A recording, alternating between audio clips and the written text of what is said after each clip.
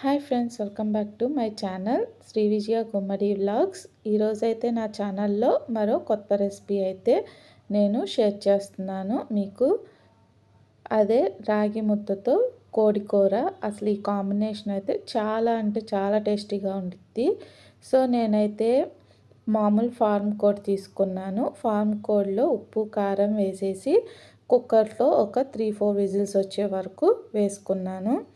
తర్వాత నేను మామూలుగా అయితే బాయిలర్ చికెన్తో అయితే నేను మసాలా అయితే మ్యాక్సిమం అసలు వేయనండి, వాడను. కాకపోతే ఇది ఫామ్ కోడ్ కాబట్టి కొంచెం మసాలా అయితే యాడ్ చేసుకుంటే టేస్ట్ బాగుండిద్ది. అందులో కూడా మన కాంబినేషన్ రాగి ముద్దకు కదా, అందుకనే నేను కొంచెం మసాలా అయితే ప్రిపేర్ చేసుకున్నా అని చెప్పి ధనియాలు, యాలకులు, అలాగే దాల్చిన చెక్క, లవంగాలు అవి డ్రై రోస్ట్ చేసేసుకున్నాను. దానిలోనే ఒక 2 ఉల్లిపాయలు, ఒక టమాటా కట్ చేసుకొని మొత్తం ఫైన్ పేస్ట్ లాగా చేసేసుకున్నాను. తర్వాత ఒక పెద్ద బాండీలో ఆయిల్ వేసుకొని దానిలో ఒక ఫ్లేవర్ కోసం అని చెప్పి 2 బిర్యానీ ఆకులు, అలాగే పచ్చిమిర్చి, తర్వాత మనం ఏదైతే మిక్సీ పెట్టుకున్నామో అది పేస్ట్ దానిలో వేసేసి మొత్తం మగ్గనిచ్చుకోవాలి. అవి మగ్గిన తర్వాత ఒక 2-3 మినిట్స్ అయిన తర్వాత అల్లం వెల్లుల్లి పేస్ట్ 2 స్పూన్స్ వరకు వేసుకొని అది కూడా పచ్చివాసన పోయే వరకు బాగా కలుపుకోవాలి. తర్వాత మనం ఏదైతే కుక్కర్లో పెట్టుకున్నామో అవి 3-4 విజిల్స్ వస్తే బాగా ముక్క అనేది ఉడికిద్ది. అది కూడా దీనిలో యాడ్ చేసేసుకొని మూత పెట్టేసేసి ఒక 10 మినిట్స్ వరకు అలా కుక్ చేసుకోవాలి. 10 మినిట్స్ తర్వాత తీసి చూసుకున్న తర్వాత మీకు సాల్ట్ అనేది అడ్జస్ట్ చేసుకోండి. సాల్ట్ చాలకపోతే సాల్ట్ వేసుకోండి. అందులోనూ మనం రాగి ముద్దతో కదండి తినేది, కొంచెం స్పైసీగా ఉంటే టేస్ట్ అనేది చాలా బాగుండిద్ది. అందుకని నేను ఇంకొంచెం కారం అయితే యాడ్ చేశాను. తర్వాత వాటర్ అనేది యాడ్ చేసుకోలేదు.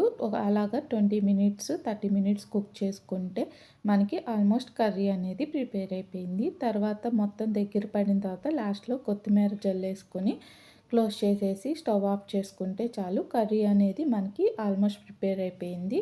తర్వాత మనం రాగి అన్నం ప్రిపేర్ చేయడానికి ఒక కప్ రైస్ తీసుకొని దానిలో వాష్ చేసుకొని దానిలో తగినన్ని వాటర్ అనేది యాడ్ చేసుకొని తగినంత సాల్ట్, అలాగే ఒక స్పూను నెయ్యి యాడ్ చేసుకొని బాగా కలుపుకొని స్టవ్ మీద పెట్టాలి.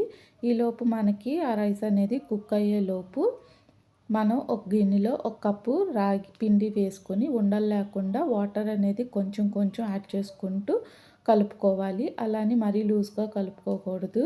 అలా కలుపుకున్న తర్వాత మనకి ఆల్మోస్ట్ అన్నం ఎప్పుడైతే ఉడికిపోయిందో స్టవ్ మీడియం ఫ్లేమ్లో పెట్టుకొని ఈ కలుపుకున్న రాగి పిండిని కూడా అన్నంలో పోసేసుకొని అన్నం అనేది మొత్తం దగ్గర పడే వరకు బాగా కలుపుకోవాలి.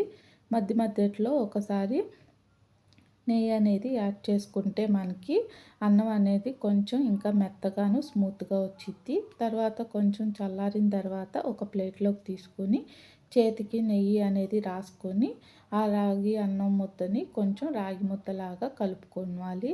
నేను రాగి పిండి అనేది కొంచెం తక్కువే వేసాను మా పిల్లలకి అని చెప్పి. కొంచెం అలాగా రాగి ముద్దలాగా చేసుకున్న తర్వాత దాని మధ్యలో కర్రీ అనేది వేసుకొని సర్వ్ చేసుకుంటే చాలా టేస్టీగా ఉంటే రాగి అన్నం కోడి కూర ready. Thank you for watching.